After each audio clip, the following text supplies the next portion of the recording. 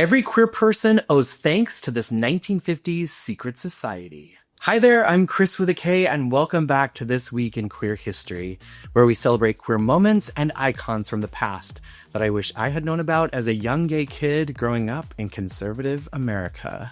This week, we're exploring the incredible story of the Mattachine Society. This pioneering organization lit the LGBTQ activism spark decades before the Stonewall uprising. So grab your tea and let's get ready to dish, because today we're diving into the courageous world of masked identities and revolutionary spirits that reshaped queer rights forever. This week in queer history, stories told with love and glee. Back in 1950, before we had glitzy pride parades and rainbow capitalism, there was Harry Hay and his small yet determined band of friends in Los Angeles. And they got together and formed the Mattachine Society. They named it after the medieval French masked performers who boldly criticized society's injustices. And the Mattachine Society understood the power of anonymity. They knew that masks gave them strength to speak truth when it was too dangerous to have their faces exposed. The society's goal was to unify homosexuals isolated from their own kind. They wanted to fight the loneliness and the despair that all too many gay people know growing up. They wanted to educate homosexuals and heterosexuals toward an ethical homosexual culture. And they were drawing parallels with minority rights movements of the time, and this was still very groundbreaking. Their meetings were secret, structured a lot like the Communist Party of the time, with cells, secrecy oaths, and 5 distinct levels of membership commitment, which all sounds really intense for a Wednesday night support group. But you have to remember, this was the 1950s. It was a time when being openly gay could cost you everything: friends, family, career. This secrecy allowed them to grow, creating a network that spread far beyond Los Angeles to New York City, Washington, D.C., Chicago, and San Francisco.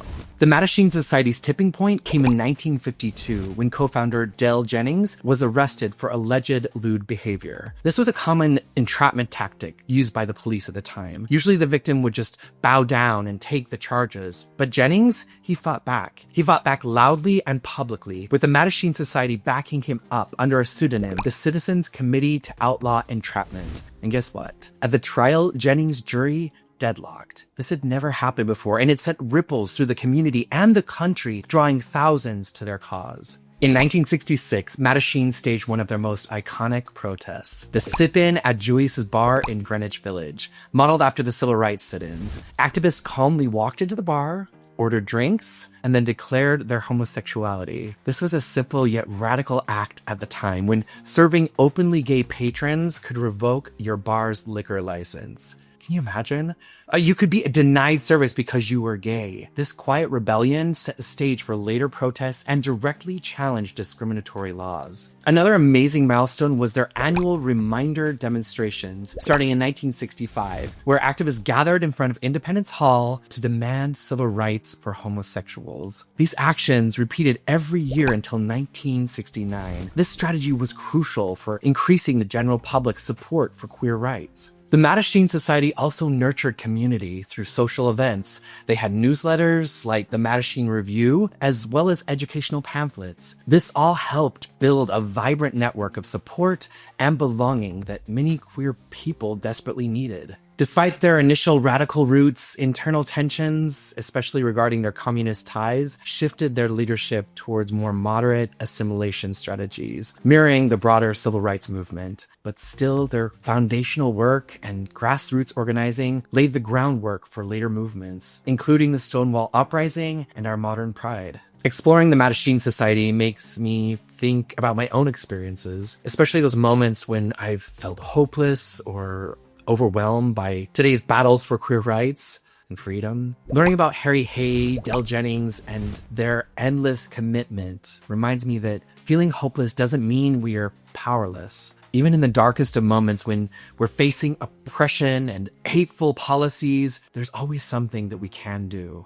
The Mattachine Society didn't wait for permission or the perfect conditions. They saw a need and stepped into action, using their skills and their courage to build community and fight injustice. It reminds me of the first 100 days of this administration. I felt so scared and so lost and hopeless. And as I was doom scrolling, it started to overwhelm me. And I couldn't believe the amount of prejudice that was still out there. And I couldn't stop feeling stuck. I mean, what could I do? One person, just me. But that's just it. Movements that change the world come from one person doing one thing at a time. Whether it's signing a petition, joining a protest, supporting a queer artist, or simply speaking kindness everywhere you go. Each action, no matter the size, moves the needle forward just a little bit. Harry Hay and his friends didn't start with grand visions of changing the world overnight. They started small, gathered strength, and created momentum one brave step at a time.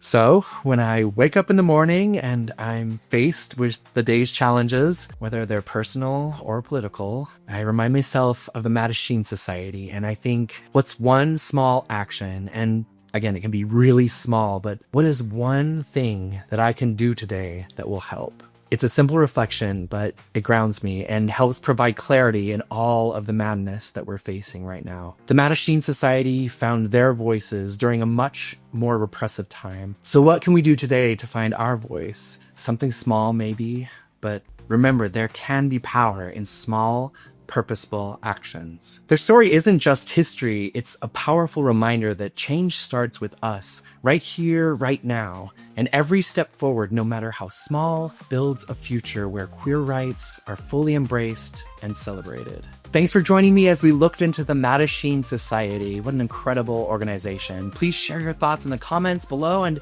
if you want more queer history, click this video popping up right over here. Also, you can join the mailing list. Link is down in the description. Until next time, stay strong, stay bold, and keep making history.